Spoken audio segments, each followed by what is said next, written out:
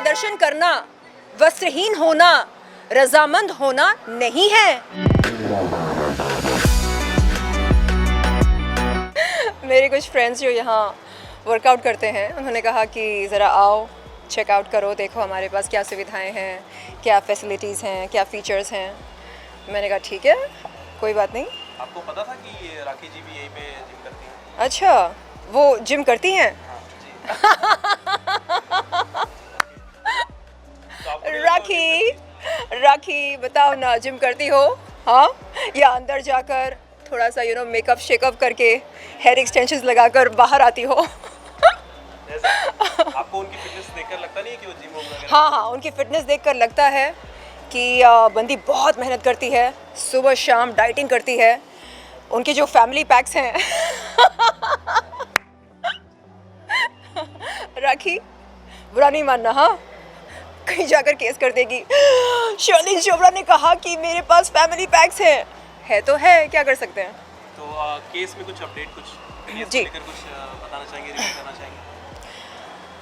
सबसे पहले मैं ये कहना चाहूँगी कि इस समय राखी सावंत और मैंने जो FIRs दर्ज कराए एक दूसरे के ख़िलाफ़, उन FIRs की तहकीकात हो रही है, जांच पड़ताल हो रही है। किसने क्या आरोप लगाया है, उन आरोपों में कितनी सच्चाई है, और मुझे लगता है कि जिस किसी ने गलत FIR दर्ज कराया उसे सज़ा होनी चाहिए, चाहे वो मैं क्यों ना हूँ। अगर हम कानून का मजाक उड़ाते हैं और पुलिस प्रशासन के पास जाकर उनका समय बर्बाद करते हैं तो हमें सज़ा मिलनी चाहिए। और मैंने इससे पहले भी कई बार ये बात बताई कि जब मैं ओशिवरा पुलिस चौकी पर गई थी राखी सावंत के ख़िलाफ़ FIR दर्ज कराने, तब मुझे ये बताया गया कि घटना स्थल अगर पुलिस प्रशासन के ज्यूरिसडिक्शन में नहीं आता है तो वो उस शिकायत को नामंजूर करते हैं। राखी सावंत के ख़िलाफ़, it's okay kitty kitty my kitty, Rakhi Sawant के ख़िलाफ़ मैंने जो कुछ कहा, कहाँ कहा? जुहू में कहा, अपने घर पर और जिम के बाहर। और जुहू ज्यूरिसडिक्शन ओशिवारा नहीं आता। ओशिवरा पुलिस चौकी में नहीं आता है। बावजूद इसके ओशिवरा पुलिस ने राखी सावंत की शिकायत को मंजूर किया, कॉग्निजेंस ली। तो इस बात का क्या मतलब निकाला जाए?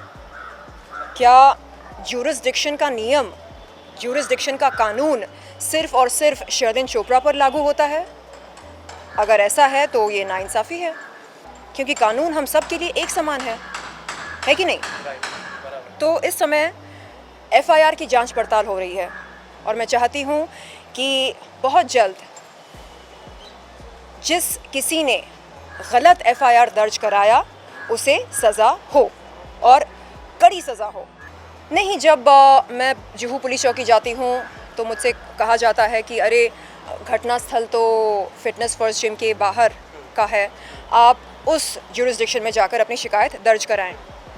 जब ओशिवरा आती हूँ तो बोलते हैं अरे फिटनेस फर्स्ट जिम तो हमारे ज्यूरिसडिक्शन में नहीं आता है, अंबोली पुलिस चौकी के ज्यूरिसडिक्शन में आता है, आप वहाँ जाइए। लेकिन ये बंदी राखी सावंत ओशिवरा पुलिस चौकी जाती है और फटाफट रातों रात FIR दर्ज होता है। तो मेरा सवाल ये है कि उस रात किसका कॉल गया था? ओशिवरा पुलिस में किसका कॉल गया था? किसने दबाव बनाया? जिस पुलिस अधिकारी ने मेरे ख़िलाफ़ FIR दर्ज की, उस पर किस प्रकार का दबाव बनाया गया था? इन सवालों के जवाब बहुत ही अहम हैं और इनके जवाब हमें तत्काल मिलने चाहिए। आपको क्या लगता है किसने ये बोलते हैं ना, आप जो बोल रही हैं कि दबाव बनाया गया था, किसने किया होगा आपके हिसाब से? जी, मैं इस बात पर किसी भी तरह की कोई टिप्पणी नहीं करना चाहती हूँ। मैं चाहती हूँ कि सच सामने आए और बहुत जल्द आए और हम सबको पता चले कि असल में पर्दे के पीछे क्या होता है। एक सेलिब्रिटी के साथ अगर इस तरह की नाइंसाफ़ी हो सकती है तो एक आम आदमी के साथ क्या कुछ नहीं होता होगा। अब हम बात करते हैं साजिद खान के बारे में। मेरी लड़ाई साजिद खान से है, मेरी लड़ाई राज कुंद्रा से है, मेरी लड़ाई कभी भी राखी सावंत से नहीं थी, लेकिन ज़बरदस्ती वो मेरी लड़ाई यौन शोषण के ख़िलाफ़ और यौन शोषण करने वालों के ख़िलाफ़ में घुस गई। उसे अच्छा लगता है दूसरों की लड़ाइयों में दखलंदाजी करना, दूसरों की ज़िंदगी में दखलंदाजी करना। खैर कोई बात नहीं, ये उसकी आदत है। मेरा ये कहना है, मेरा ये सवाल है राखी सावंत से, जब तनुश्री ने मीटू मूवमेंट शुरू किया था भारत देश में, तब राखी सावंत ने नाना पाटेकर को अपना भाई बनाया और तनुश्री दत्ता को आरोपी ठहराया। उसने कहा, अरे देखो तनुश्री दत्ता का हाल देखो, हाल बेहाल हो गया है उसका, फैल गई है अदरक की तरह, मोटी हो गई है, चर्सी कहीं की पता नहीं कहाँ कहाँ जाकर नशा करके आती है। तो समझने वाली बात यह है कि वो पुरुषों को झट से अपना भाई बना लेती है, लेकिन महिलाओं को बहन बनाने में झिझक क्यों महसूस करती है? क्यों, क्या परेशानी है?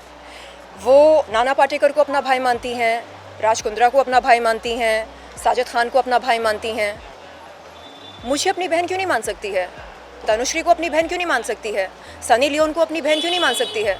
नहीं, सनी लियोन ऐसी है वैसी है, अरे निकालो उसको भारत देश में से, हमारी रोटी खा रही है वो, इस तरह के बयान देती है। नहीं, हम सब अपनी किस्मत की रोटी खा रहे हैं, है कि नहीं?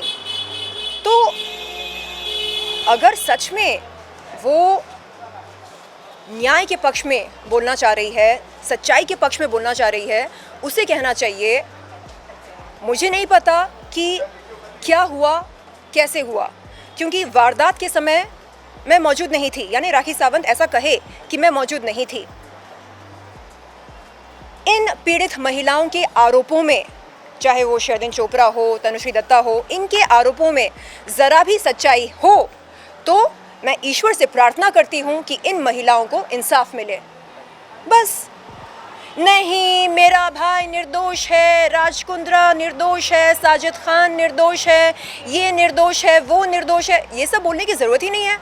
क्योंकि अगर कोई पीड़ित महिला किसी पुरुष के ख़िलाफ़ या किसी इंसान के ख़िलाफ़ आरोप लगाती है, तो उन आरोपों में कितनी सच्चाई है, इसकी जांच पड़ताल कौन करेगा? राखी सावंत करेगी? आरोपी की बहन करेगी? नहीं, जांच पड़ताल, आरोपों की जांच पड़ताल करने की जिम्मेदारी पुलिस प्रशासन की है। हाँ, अगर वो नहीं कर पा रही है तो हम अदालत का रास्ता आजमा सकते हैं। ये नौटंकी, ये ड्रामा, इसकी कोई ज़रूरत नहीं है। हम पुलिस प्रशासन के पास गए थे इंसाफ मांगने, करेक्ट?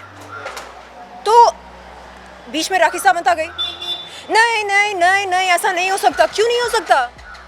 अरे हमारा संवैधानिक हक है कि हम इंसाफ की गुहार लगाएं, न्याय की गुहार लगाएं, हमारा हक है, ये संवैधानिक हक है। फिर बोलती है, अरे इसने तो वीडियोस किए हैं, अरे इसने नुमाइश की है। आप बताइए, क्या हमारा संविधान उस महिला का बलात्कार करने की इजाज़त देता है जो अंग प्रदर्शन करती हो, जो बाजारू हो? नहीं, संविधान तो कहता है कि महिला जो कोई भी हो, पुलिस अफसर हो, वकील हो, इंजीनियर हो, डॉक्टर हो, काम वाली बाई क्यों ना हो, बाजारू औरत क्यों ना हो, उसकी परमिशन के बगैर, उसकी इजाज़त के बगैर उसे कोई भी हाथ नहीं लगा सकता। ये कहता है हमारा संविधान। लेकिन नहीं, अरे जाकर देखो उसने क्या क्या काम किए हैं, कैसे काम किए हैं। अंग प्रदर्शन करना, वस्त्रहीन होना, रजामंद होना नहीं है। इस बात की समझ नहीं है उसको, या जानकर अनजान बन रही है वो। और केवल वो ही नहीं, उसकी वकील भी फाल्गुनी ब्रह्मभट्ट। क्या फाल्गुनी ब्रह्मभट्ट को नहीं पता कि एडवोकेट्स एक्ट 1961 के तहत कोई भी वकील अपने विरोधी पार्टी के खिलाफ ना कोई गैर कानूनी काम या कार्य कर सकता है, ना आक्रामक भाषा का इस्तेमाल कर सकता है। क्या राखी सावंत की वकील को नहीं पता? फाल्गुनी ब्रह्मभट्ट ने मीडिया के सामने एक महिला वकील होते हुए एक महिला की इज्जत की धज्जियां उड़ाई।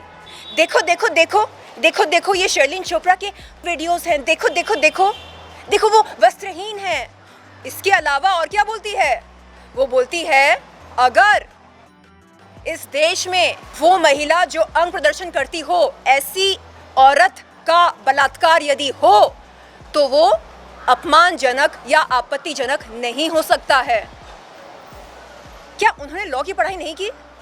हाँ, क्या उन्होंने संविधान को पढ़ा है या नहीं पढ़ा है? अभद्र भाषा का इस्तेमाल कर रही है वो मीडिया के सामने आकर। अरे एक महिला वकील होते हुए कम से कम